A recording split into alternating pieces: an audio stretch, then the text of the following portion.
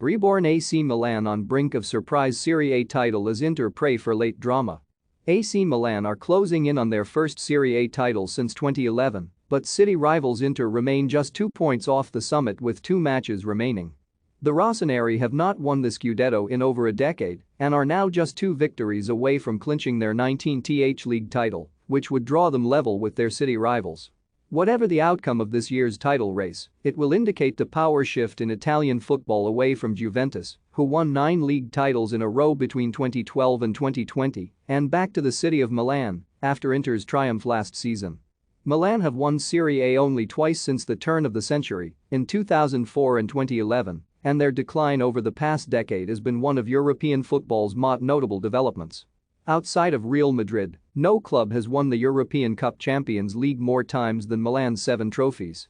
Yet under boss Stefano Pioli, the club have regained their domestic ascendancy against the odds. It was widely anticipated that this season's trophy would be contested between champions Inter and Juventus, while the early season resurgence of Napoli brought suggestions that the Naples-based club would win their first ever league title without Diego Maradona. Milan's ambitions this year were to secure a top 4 finish in Champions League football once more, having returned to the tournament this year after a painful 7-season absence.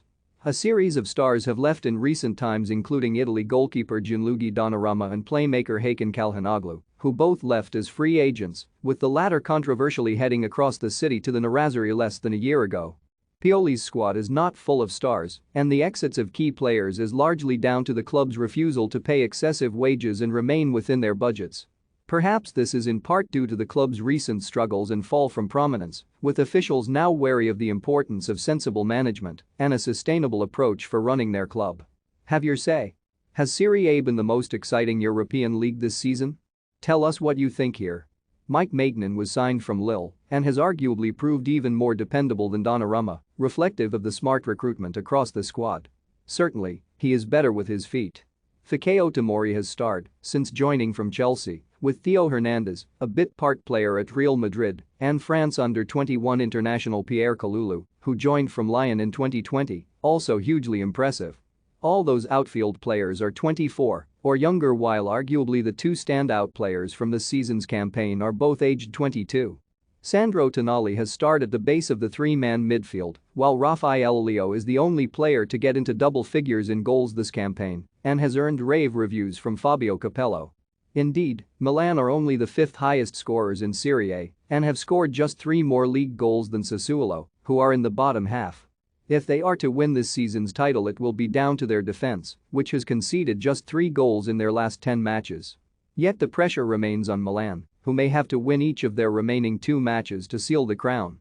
They have 2 tricky fixtures to see out the campaign: at home to Atalanta, who have endured a disappointing campaign for their remarkable standards of recent campaigns, and a final day trip to Sassuolo. On paper, Inter's run-in is slightly kinder as they travel to Cagliari and conclude their campaign at home to Sampdoria. However, both of those sides are battling relegation and are likely to have no shortage of motivation. Simone Inzaghi's side did secure the Coppa Italia trophy this week, securing a memorable extra-time triumph against Juventus, and could yet secure a dramatic domestic double. If they can't, then this will be a painful league title for Inter to concede.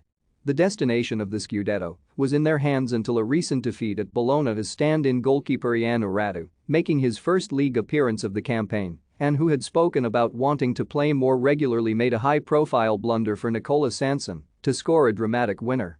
Milan's success would have no shortage of stories, none less so than the redemption story for the club itself.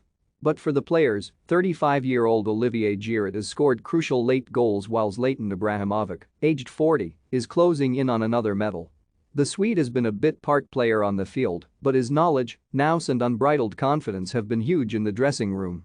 The destination of the Serie A title remains up in the air with 2 matches remaining, but whether it is the red and black or blue and black half of Milan to be celebrating later this month, the one surefire outcome is plenty of drama.